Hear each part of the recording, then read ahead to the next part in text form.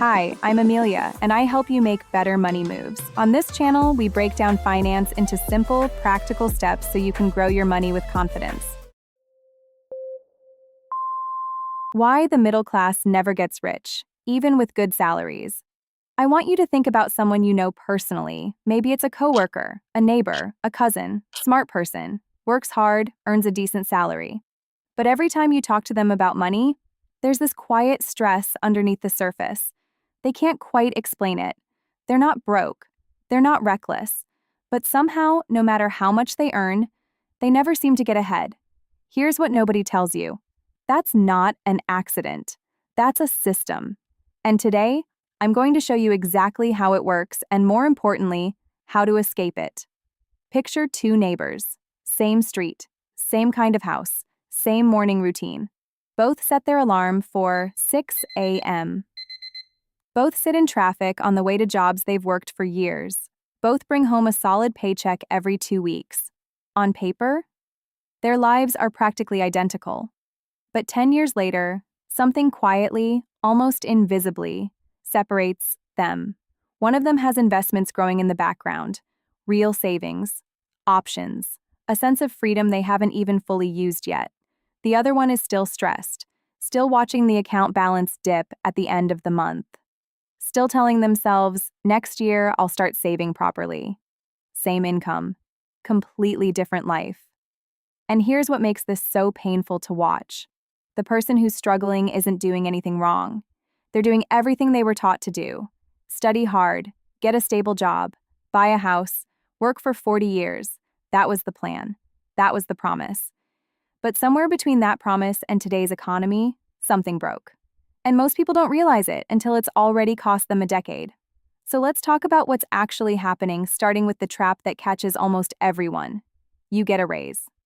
Finally. And for a brief moment, it feels incredible. But then, almost without noticing it, things start to shift. The old car is starting to feel a little embarrassing. The apartment that felt perfectly fine 6 months ago now feels temporary. The vacations get a little nicer. The restaurants you go to are a step up from where you used to go. None of it feels irresponsible. In fact, it feels earned. And that's exactly the problem. Because when every single raise gets absorbed by a slightly bigger lifestyle, the gap between what you earn and what you keep never actually grows. And here's the brutal truth about wealth. Wealth only lives in that gap. Think about it this way. Someone earning $5,000 a month who spends $4,900 feels financially squeezed. Now double the salary, $10,000 a month, spending $9,900. The paycheck doubled, but the feeling, exactly the same. Lifestyle inflation is silent. It doesn't feel like failure. It feels like success. That's what makes it so dangerous. Here's a question most people have never really sat with. Where does your money come from? For the vast majority of middle-class households, the honest answer is one place, a job, a salary. And there's nothing wrong with that. A salary is reliable. It pays the bills. It gives you structure. But it also comes with a ceiling. There are only so many hours in a day. Only so many promotions are available. Only so much leverage an employee actually has. Meanwhile, people who build real wealth are usually playing a completely different game. They're building assets. Stocks that grow while they sleep, rental income that arrives whether they worked that month or not, businesses that generate profit beyond their personal effort, investments compounding quietly in the background. The wealthy don't just earn money, they own things that earn them money. The middle class often plans to do this. Eventually. After the mortgage is under control, after the kids are through school, after life calms down a little, but life doesn't calm down. And every year of waiting is a year of compounding that never happened. Let me describe a financial picture and tell me if it sounds familiar. A mortgage, a car payment maybe two, a credit card or two carrying a balance, student loans that somehow still exist. Each one, on its own, feels manageable. But together, they create something that quietly reshapes how money moves through your life. Instead of extra income going toward investments, it services interest. Instead of building assets, you're maintaining obligations. And here's the part that makes it so hard to see clearly. Everyone around you is living the same way. When debt is the default for your entire neighborhood, your workplace, your family, it stops feeling like a problem. It just feels like adulthood. But that slow drain on your cash flow, that's the difference between someone who retires comfortably at 60 and someone still working at 70. There's something deeply human about wanting stability, a predictable paycheck, a job title that offers some protection, a path that feels solid underfoot. I'm not here to tell you that's wrong. Security matters. It protects families. It creates room to breathe. But here's the tension nobody warns you about. Wealth almost always requires tolerating uncertainty, at least for a while. Starting a business before you know if it'll work. Investing in the market even when the headlines are terrifying. Buying an asset before it feels safe.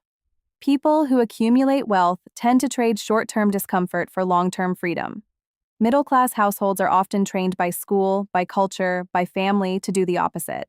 And that single pattern, repeated over decades, shapes entire financial destinies. This one doesn't get talked about enough. Compound growth is one of the most powerful forces in personal finance.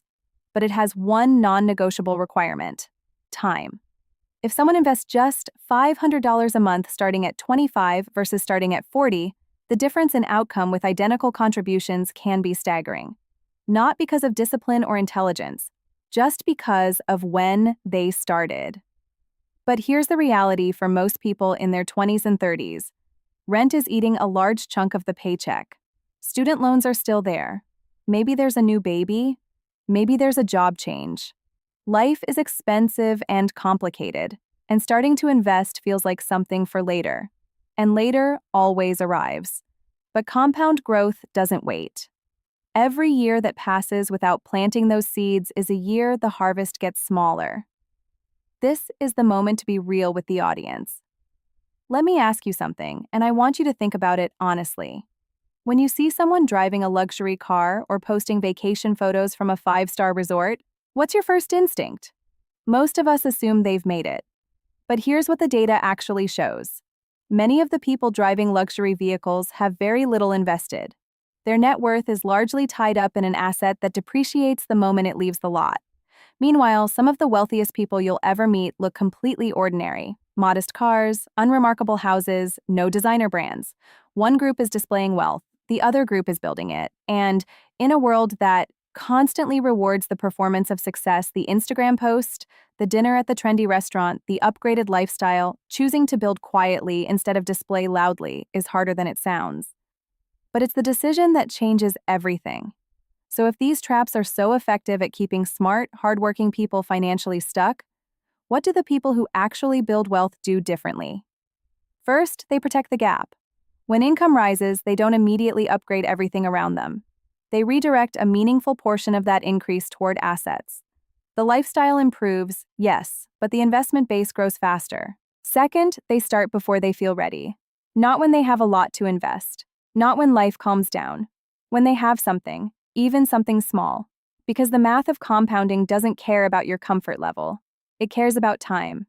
Third, they think in assets, not purchases. Every major financial decision goes through a simple filter. Does this generate money, or does it consume money? That doesn't mean enjoying life. It means shifting the long-term goal from buying things to owning systems. And finally, they understand that wealth is built in silence. There's no dramatic moment, no single windfall, no sudden arrival. It's year after year of widening the gap between what you earn and what you keep, between what you spend and what you invest. Until one day, almost imperceptibly, that gap becomes freedom. The middle class doesn't stay financially stuck because people are lazy or unintelligent. They stay stuck because the blueprint they were handed, work hard, earn more, spend more, repeat, was never designed to create wealth. It was designed to create income. And there's a profound difference. Once you make that shift from chasing a bigger paycheck to owning things that pay you, the entire trajectory of your financial life begins to change. Slowly at first, then faster than you expected. The question isn't whether this system exists. The question is which side of it you want to be on. If this hit you deeper than just words, if something inside you shifted even a little, don't ignore that feeling. Hit like, not for me.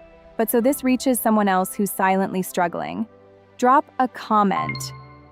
I'm done playing small. Make that promise visible. Share this with someone who needs a wake-up call, because most people will scroll past the truth when they see it. And if you're ready for more than just motivation, if you're ready to actually change the way you think, act, and live, subscribe. Your next level starts here.